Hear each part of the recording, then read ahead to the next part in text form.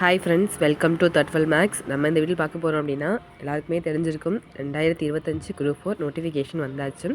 இப்போ நம்ம டிஎன்பிஎஸ்சிக்கு படிக்கிற எல்லாருக்கும் எப்படி இருக்குன்னு பார்த்திங்கன்னா ஒரு மகிழ்ச்சி கலந்த பயம் அப்படின்னு சொல்லலாம், இல்லை பயம் கலந்த மகிழ்ச்சி அப்படின்னு சொல்லலாம். ஏன் அப்படின்னா நோட்டிஃபிகேஷன் சொன்ன தேதியில் வந்ததில் நமக்கு சந்தோஷம்தான். எக்ஸாமே சொன்ன தேதிக்கு முத நாள் தான், ஒரு நாள் முன்னாடி தான் வந்திருக்கு. அதனால் பெரிய மாற்றமும் கிடையாது. எக்ஸாம் டேட்லையும் எல்லாமே ஓகே. நம்ம என்ன நினைப்போம் அப்படின்னா இன்றைக்கி நம்மளுடைய மனநிலைமை எப்படி இருக்கும் நல்லா நான் யோசிச்சு பாருங்கள். நான் என்னோடய மனநிலைமை தான் சொல்கிறேன். எப்போ எக்ஸாம் அப்படின்னு தெரியாத போது நம்ம விழுந்து படிச்சிருப்போம்.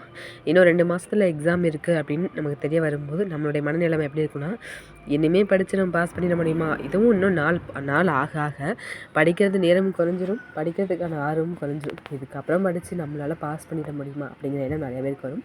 ஆனால் நான் சொல்கிற விஷயம் என்ன அப்படின்னா, இதுக்கப்புறம் நல்லா படித்தா தான் நம்மளால் பாஸ் பண்ண முடியும்.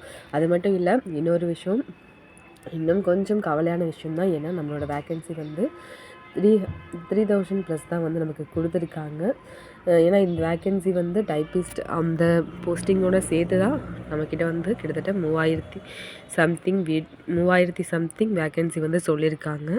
அப்படி இருக்கிற போது டைப்பிஸ்ட் வேக்கன்சி விட்டுட்டு பார்த்தோன்னா நமக்கு ரொம்ப கம்மியாக இருக்கும். எத்தனை பேர் டைப்பிஸ்ட் முடிச்சிருப்பாங்கன்னு தெரியல.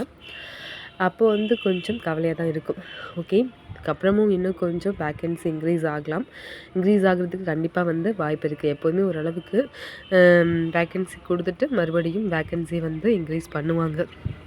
அதனால் கவலைப்படாமல் நீங்கள் உங்களுடைய வேலைகளை நீங்கள் பார்த்துட்டே இருங்க, படிச்சுட்டே இருங்க. அப்போது தான் நம்மளால் சக்ஸஸ் பண்ண முடியும். ரெண்டாவது விஷயம் என்னென்னு பார்த்தீங்க அப்படின்னா OMR சேஞ்சஸ் தான்.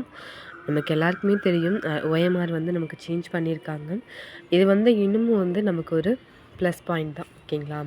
அது மட்டும் இல்லாமல் நம்மளுடைய சிலபஸையும் தமிழ் சிலபஸ் நமக்கு நிறையா படிக்கிற மாதிரி இருக்கும். அந்த சிலபஸையும் நமக்கு குறைச்சி தான் கொடுத்துருக்காங்க. நெக்ஸ்ட் இயர் நீங்கள் டிஎன்பிசி இந்த எக்ஸாமை விட்டுட்டு அடுத்த வருஷம் நம்ம டிஎன்பிசி படிக்கலாம் அப்படின்னு நினச்சோன்னா இன்னும் எவ்வளவு மாற்றங்கள் வரும் அப்படிங்கிறத கொஞ்சம் யோசித்து பாருங்கள். மாற்றங்கள் டிஎன்பிசி நிறைய பண்ணிக்கிட்டே இருப்பாங்க.